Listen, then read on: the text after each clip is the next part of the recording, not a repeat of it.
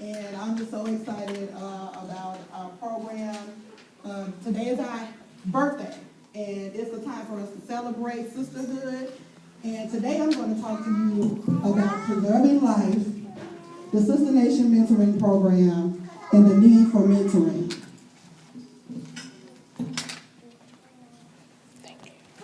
Life preserver.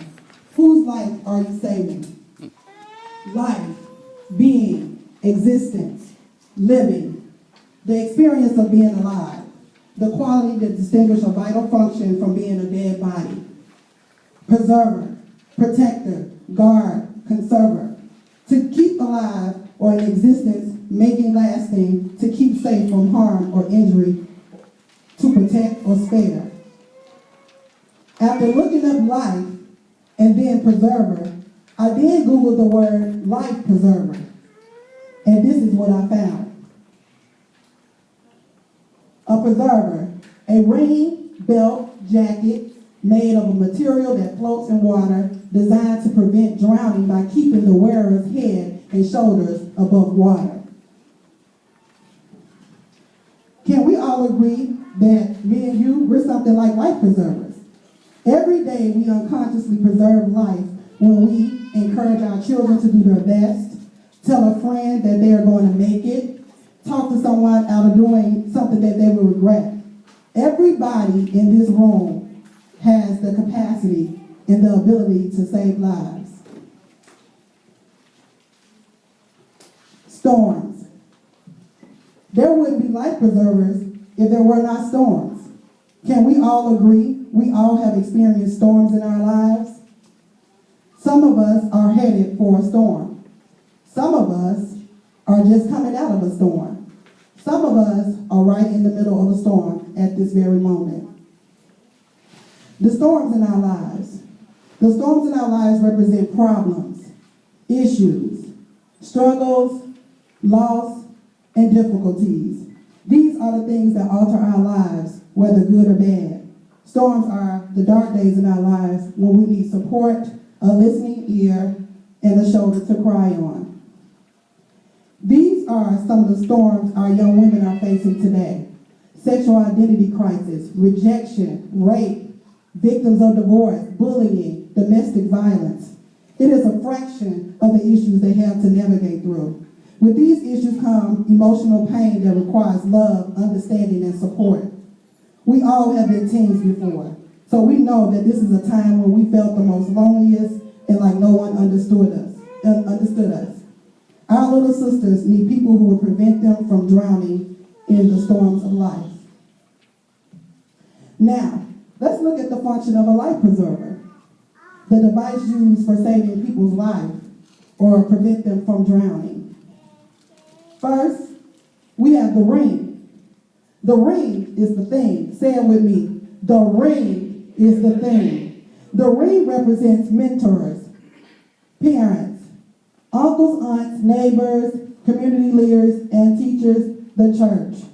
These are the people who have the ability to influence and impact our lives. Those people who will be there for us no matter what. Then we have the rope. The rope is hope. Say it with me. The rope is hope. The rope is hope. The rope represents strength, opportunities, possibilities, second chances, and helping hands and guidance. Can we all agree that the ring would be useless without the rope? We as mentors, parents, teachers, and so on have to constantly and consistently extend our ropes to our young people. After all, someone did it for us, or you wouldn't be here. After the storm. After. In other words, when it's over. We can all look forward to a brand new day. And we all know that the most beautiful days are the ones after the storm, right? That means that there will be days that we will thrive again. Days the sun will shine again. The sunshine is divine. Say it with me. The sunshine is divine. The sunshine represents victories, taking responsibilities, healing, facing fears, forgiveness, moving forward, and reaching goals. Eventually, eventually we make it through with the help of life preservers. So, how do we preserve life? I don't have all the answers, but here is a list of ways that we can all preserve lives. Number one, validate your child, and be his best cheerleader. We lack influence over our children sometimes because we don't validate them enough. We get frustrated when we don't have influence over them either. That's because somebody on the outside is validating them. Somebody on the outside is telling them that they're beautiful and that they love them. So we need to practice validating our kids each and every day. Also, be your child's best cheerleader. Whatever they're doing, whether it's cooking, drawing, or whatever, cheer your children on. Number two, say and show them you love them. Don't assume that they know you love them. I've been guilty of this a time or two, so by a show of hands, who all in here told their children today, this morning, that you love them? Truthfully. You told your children today. Good.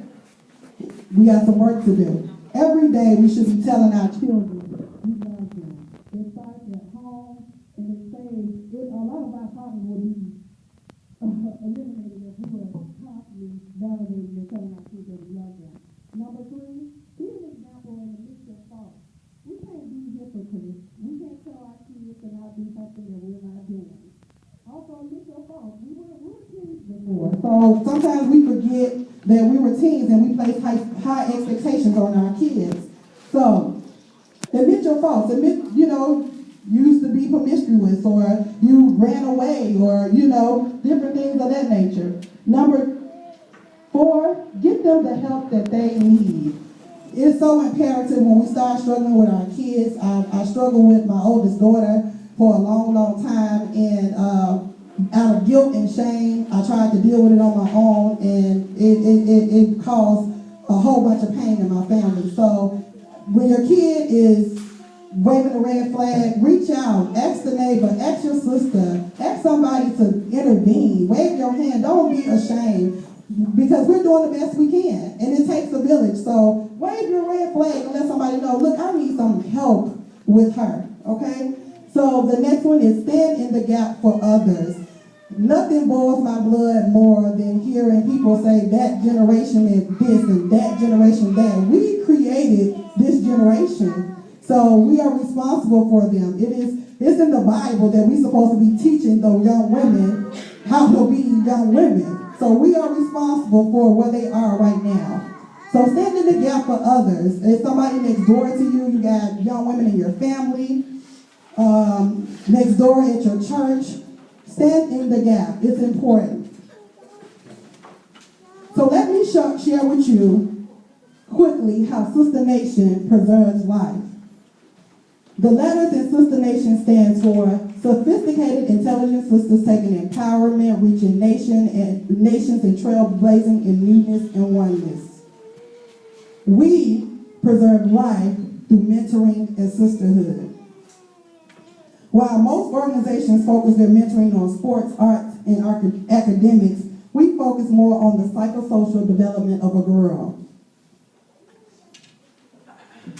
We believe if a young woman doesn't know who she is and that she matters, it is very difficult for her to excel in other areas of her life. When we feel good about ourselves and know who we are, we make better choices, and those choices create better lives. What is mentoring? What do mentors do? That's exactly what we do. We share our personal experiences and our time so that we can empower a girl to become all that God has created her to be. So what does that really look like? What does mentors really do? So it's that simple. All we do is share with our little sisters what we already have in hopes that they would take their tools given, use them, and learn from them. Just to let you know, mentoring does work.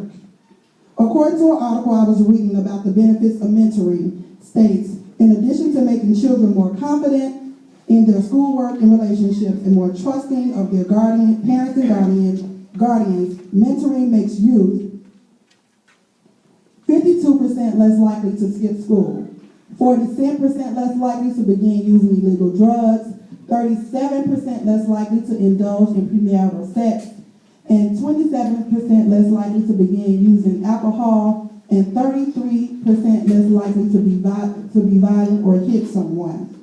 So by now, I know you're eager to know more about our program.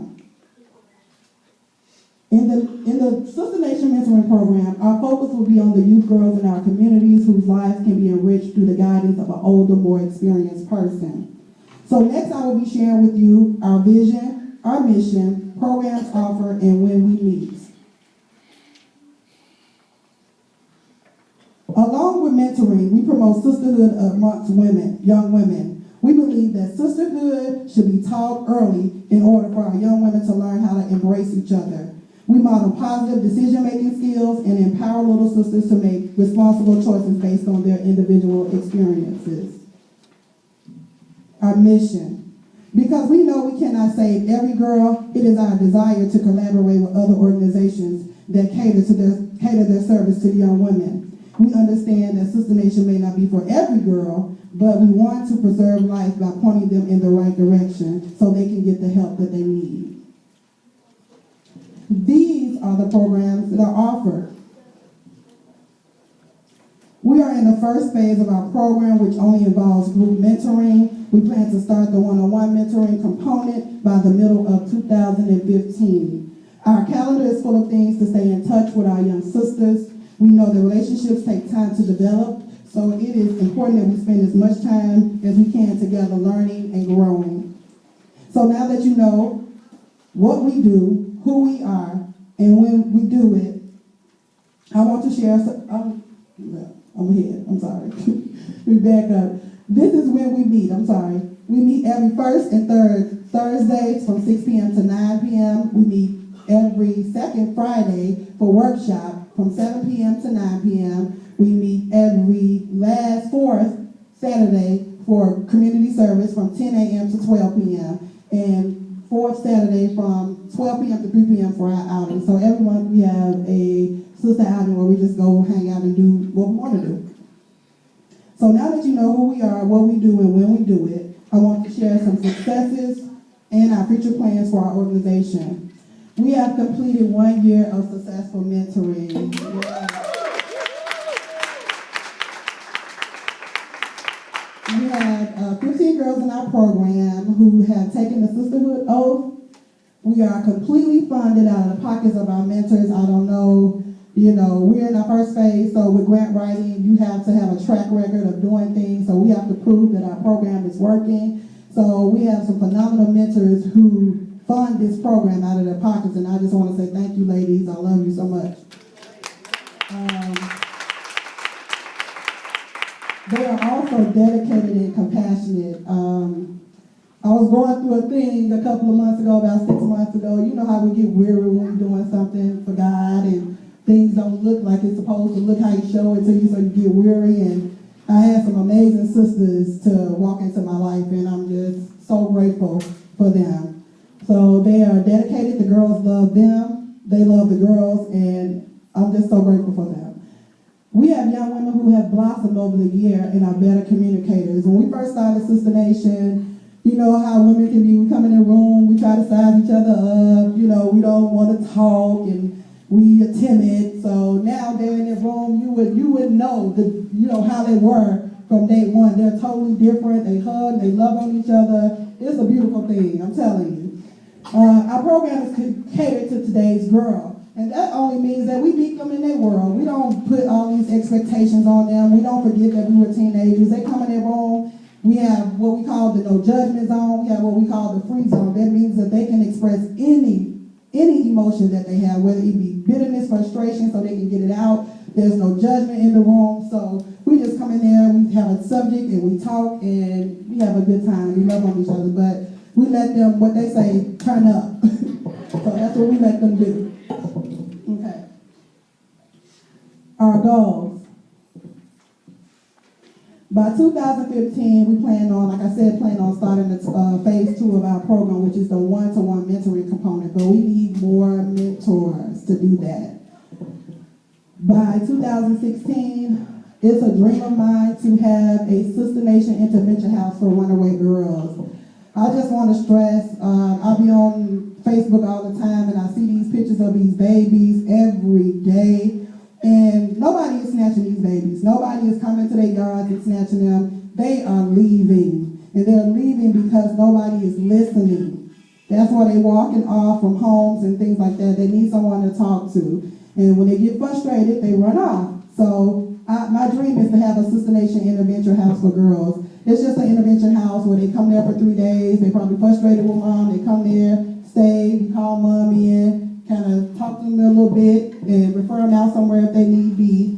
So it's just a house where they stop, where they can feel safe so they don't have to be on the street. And it's a dream of mine because I was a runaway. I used to run away as a teen. And then my oldest daughter ran away as well. And it was just a very soft spot in my heart. So I want to have that house by 2000. I'm claiming it.